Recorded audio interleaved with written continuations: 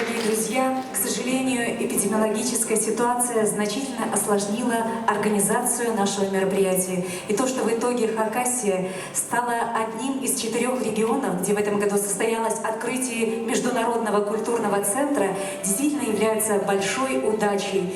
И все же не всем гостям и участникам фестиваля удалось приехать к нам в Хакасию.